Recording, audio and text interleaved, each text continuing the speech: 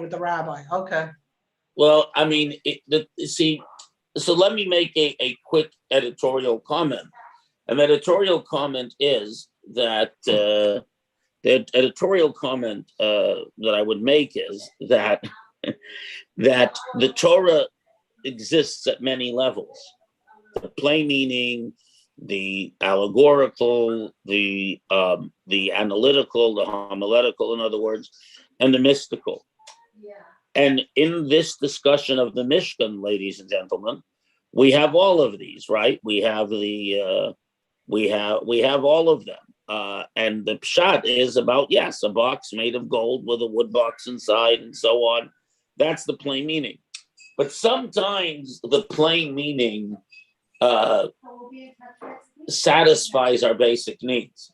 In other words, the plain meaning of returning lost objects, the plain meaning of don't murder, even the plain meaning of the Seder, of the mitzvah of eating matzah and telling the story, the plain meaning is satisfying. We instinctively understand it.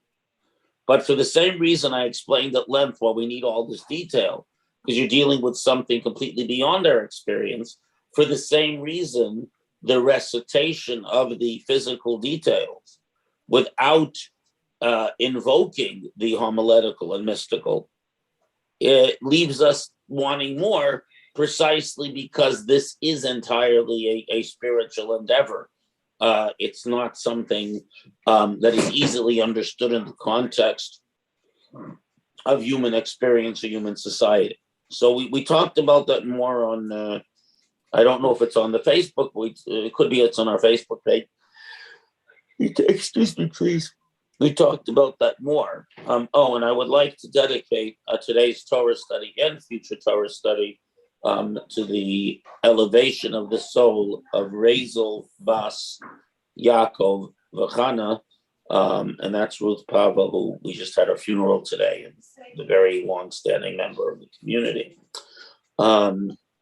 Anyways, so in general, this is the point, that when we get to things like the korbanot, the sacrifices, when we get to things like the giving of the Torah, when we get to things like the Mishkan, we're dealing with very, very with things that they're not really satisfying unless we can also look at the mystical, we can also look at the spiritual.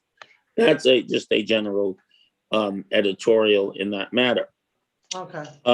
However, I should say that there absolutely is a lot of conceptual and there are a lot of lessons in the more basic realm of the Torah. So one of them is something actually was part of my prepared remarks today. But is there anyone else who has some questions or comments before we go? Yes. Somebody. So let's start with Sylvia, then move to Shoshone. Go ahead, Sylvia. I don't want to step on anybody's toes, but I can't see who's got a hand up. No, that's okay. No. You're not stepping on anyone's toes. Besides, we have to give you respect. You're the person in this group learning Torah for the longest. Well, I don't know in what category you would put this, but this has to do with the actual, so it must be for shop, which is the everyday items. They take items that exist. I'm sorry? The people are ordered to bring, to the thing, this box that she was talking about takes on a holy aspect because it's a direct command that they need to do this and do that. And the materials that they're using are from their everyday lives. This is from, if you want to put in gold, it's something you had in your purse. It's all from, all the material is from life. And, right, yeah. From the that's something human experience. No. So Sylvia, that's something we actually talked about Tuesday a little bit, that it is all the stuff they took out of Egypt, yeah? And out of that physical stuff, they made something sanctified. And the whole point, and again, the Mishkan is as much about since it's about the elevation of the ordinary, it's as much about the way we use the ordinary. That's why a Torah scroll is written on parchment, on animal skin. That's why Kiddush is made on wine, and so on and so forth. Everything in Judaism is about taking the ordinary and revealing that it's extraordinary by virtue of its connection to its creator. Because everything, God is everywhere and in everything, but we only experience that when we acknowledge it. So yeah, that's a good point. So Shoshone, your comment. I'd love to know what you hear about this opinion of Rabbi Shalom Rosner, that the Mishkan was like a substitute for an idol, like the Erev Rav, and when we were wandering from Egypt, like we had a crisis of faith when Moshe Rabbeinu didn't come down from Har Sinai for a while, and so we were like, oh, what are we going to do? We're going to get lost in the desert. We're not going to have a way. And so then, out of His mercy, but also as a response to the sin of the golden calf, Hashem let us have a physical representation of holiness in the Mishkan. Are you talking about the Kruvim in particular, or the Mishkan as a whole? The Mishkan itself, like if we not sinned with the golden calf, then there may not have ever been a necessity to have a physical representation. That is, in other words, obviously there are many faces to the Torah, but from where I stand, I find that a little bit challenging, and I'll explain to you why. First of all, the Mishkan is a temporary stand-in for the concept of the Mikdash. And there are many midrashim that indicate, that one of the things God created the world for was for the sake of having the Beit HaMikdash. Secondly,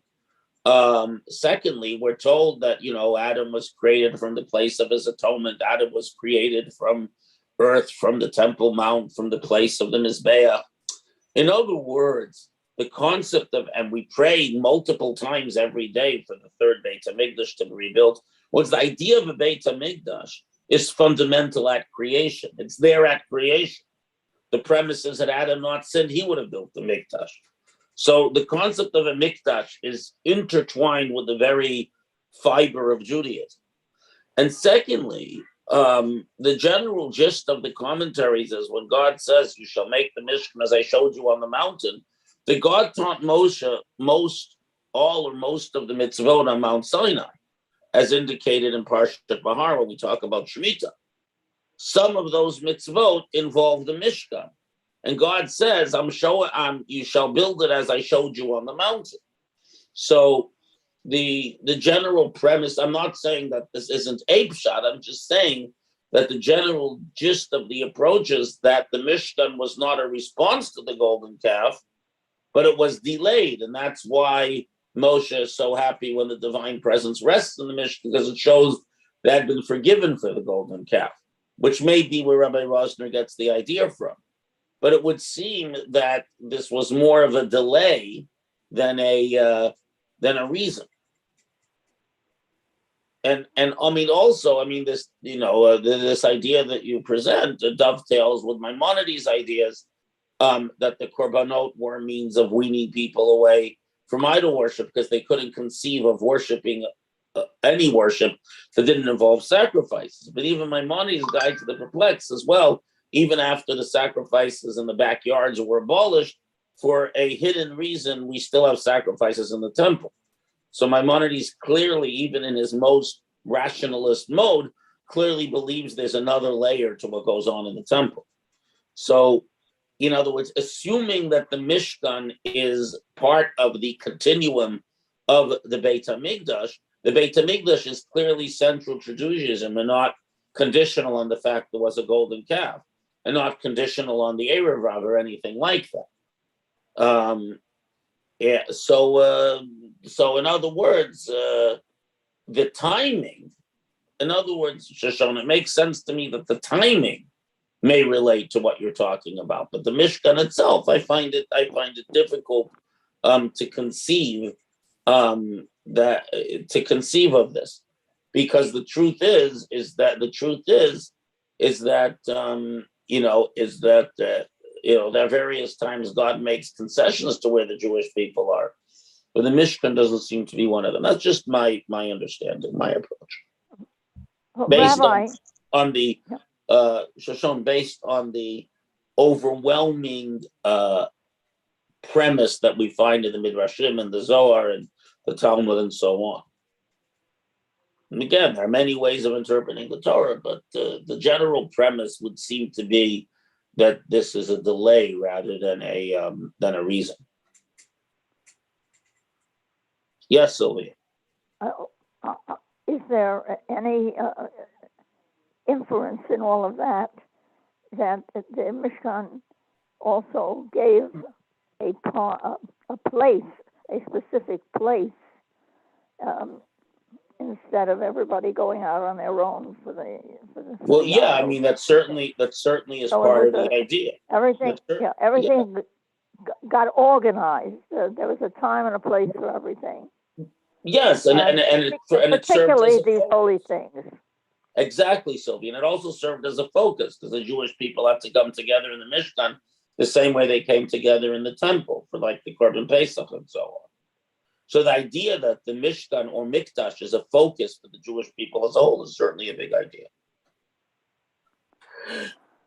Okay, now in terms of, shall we say, the ethical lessons, there's a very interesting one here. In other words, it's not just the mystical and the practicals. They're very interesting in the very beginning. So the Mishkan, so the ark that contains the tablets of the covenant, the luchot, you'll notice that its numbers are all in halves: 2.5 length, a cubit and a half, a ma'am and a half, the breadth, and so on. So, as you know, the ark symbolizes the Torah, the tablets of the covenant are placed. And according to one opinion, that before Moses died, one of the Torahs he wrote, tightly rolled up, fit into the ark. According to other opinions, on a shelf next to the ark. But whatever the story is, the ark is symbolic of the Torah. And the reason the measurements are all in halves is because the only way to truly acquire the Torah is to understand that you never fully understand it. You're always a half. There's always another half to be learned. Once you think you understand something, you have to challenge yourself and reach a deeper level of understanding. That Torah can never be grasped by knowing it. It has to be grasped by unknowing it, by knowing that you don't know. Well, here's something that I didn't know that I was surprised also. I thought of cherubs, the fat little babies with wings on, was a very Christian image. It never occurred to me, given our admonition to not have images, that I absolutely did not know until this week that we had cherubs right there on the Mishkan. How did that happen? I mean, with the babies with the wings. Right. So actually, according to the Targum, it's children, not babies. But once again, the idea of babies with wings comes from the Torah, comes from the Midrash. In other words, what do you think the Christians got it from? Like everything else. I didn't know that was. I mean, I thought that would not be allowed in our decorations. That's the thing. You're not allowed to make a graven image of anything except for the kruvim. Except for the kruvim, those are an exception. Now, there are some medieval authorities who saw them as arches. In other words, in the shape of wings, but not actual humanoid forms. But that's a minority opinion. The Midrashim clearly see them as in the form of children, and that since the Torah explicitly tells us to create them, though that is the exception. Because there's two things. One, you're not allowed to worship any other gods, which isn't a problem. The other is you're not supposed to make a graven image, in other words, a 3-dimensional image of any of the heavenly hosts and so on. In this case, the Torah specifically commands us to do so. And, it's an interesting discussion. Why? I mean, one of them is, it's metaphorical to the way to the relationship between God and the Jewish people, how we face each other, and as if it were, we only fly, we only accomplish our agenda. God, as if it were, chose to need us, and we obviously need God. There's a ton of ideas with them, but they are some physical representation, which of course is a metaphor for some heavenly being. And yes, it's unusual, it's strange, but part of the nature of the Torah is that the Torah is never entirely graspable by human logic. Why we shouldn't make graven images, we understand. Why does the Torah tell us to make two kruvim? It's out of character, out of sync. And part of that is exactly the point. That's why they're on the ark. The Torah is never, we are privileged to understand some of it, but we can never understand God. And since the Torah is God's work, we can never fully comprehend the Torah. There's always going to be some aspect of the Torah that breaks our logic, that shatters all our structures and systems. Yes, it doesn't fit in to the logic of how we understand the admonition against making graven images of the Torah and so on. And that's exactly the point. The Torah is constantly demonstrating to us that our intellect and understanding are not capable of truly grasping God, and therefore his word, the Torah. We can understand some of it, and it's a mitzvah to understand as much as we can. But we always have to understand that our intellect is an insufficient framework to enclose the infinite. I hope and every once in a while you get thrown a curveball like this. I hope this doesn't imply that we are not therefore being held to being internally consistent in the belief systems that we create for ourselves. No, so there is a consistency, right, on the whole. But sometimes, every once in a while, God demonstrates that we are not capable of fully grasping the entirety of God's vision. That's all. Okay. This is just a general point. In other words, part of there's an expression in words of several of the Rishonim, of the medieval philosophers, Jewish philosophers. The ultimate knowledge is knowing that you don't know. And that doesn't mean that you just say, I'm not going to learn. It means you learn and you break your head and you understand everything you can and you strive with every fiber of your being to understand what you can, and you understand there are some things that are fundamentally unknowable. Understanding that God is unknowable is a deeper understanding than any time you would try to understand God. That's why you're not allowed to make a representation of God. And incidentally, the Kruvim are not a representation of God. They're a representation of a spiritual concept that we call angels, concretized as a metaphor. Are we supposed to think that the Keruvim is what the angels looked like that went around it's a metaphor. Passover? Oh, no, right. They're spiritual beings. So an angel doesn't actually have wings or a body, right? Okay. It's a metaphor, but it is a concrete metaphor, a concrete metaphor expressed as a work of art. Okay. And otherwise, like, for example, we wouldn't be allowed to make a representation of the angel Gabriel and Michael or so on, even though they exist, right? If you do Nusach Ashkenaz and you do the Kriya Shema at night, there's a list of angels there. You're not supposed to make representations of any of them, but the Kruvim are an exception. Does the mitzvah to make the Keruvim have to do with the miracles in the Gemara about how when the Romans invaded, they didn't want the Romans to see them, and they would turn away from each other, and then when things were going well, they would turn toward each other, like totally. Yeah, but there's two points. One is that would be the Babylonians, because more than that, The problem is that we know that the ark was hidden before the Babylonians got there.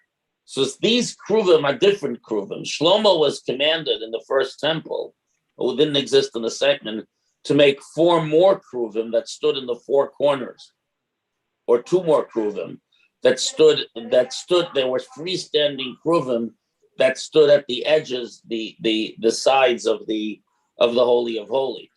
And it's those keruvim that the Babylonians took with them.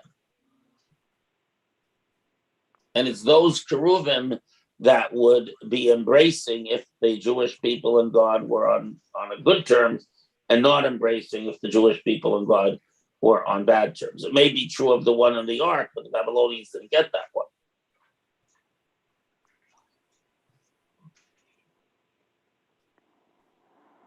So it's not they didn't want them to see them. According to that Gemara, the Babylonians took them. And the reason why the Kruvim were embracing each other at the time of the destruction is because by destroying the temple, God, as if it were, inflicted the punishment on the temple, and the Jewish people remained in existence. So it was actually an act of kindness. But there's a whole big discussion about the Kruvim of Shlomo, which would seem to be different from the Kruvim on the ark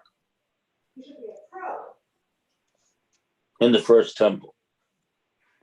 So, Rabbi? Yes. Is there a hint here, almost a hint, that the reference was made, I think Ruth made the reference, about the traveling, the traveling box, so to speak. Yeah. Which was, of course, the holiest holy thing. And was it perhaps a hint that sometime in the future the people will be scattered and they will not be able to have the box, but they will have the Torah, which represents all that the box. Right. So it says that after. So yes. Even though this is kind of a metaphorical hint that in the future the people will be scattered, but they will still be a nation. Well, so it's interesting, Sylvia, because it seems that you've hit on something. The part of the idea that Kruvim, which have wings and so on, is that even when the Jewish people, as if it were, are scattered throughout the world, the wings of the Shekhinah still cover them. And also we know that the Talmud says that after the destruction of the temple, God only dwells in the 4 amot of halacha. 4 amot is personal space. In other words, wherever a Jew studies Torah, God is present in the Torah. So yeah, the Mishkan represents a fundamental revelation, but at the same time, we understand that the Torah remains a unifying force and a connection to God, even when we don't have the actual Mishkan. So I think that's absolutely correct, and perhaps the wings of the Kruvim indicate that as far as we go, there's this we're always under the shelter, the shade of the divine, by virtue of the Torah. Okay, well, thank you all for joining me. I find that very important because that particular thought never came to me before in that form. Yeah, right. And that's how we manage. At any rate, I wish everyone Shabbat Shalom. Thank you all for joining and participating, and we will Mitzvah Shem see you all in the near future. Monday, probably Monday. Monday, yeah, back to normal. Okay. Yeah, Monday. Thank you. Take care, everyone. Shabbat Shalom. Shabbat Shalom. Shabbat Shalom.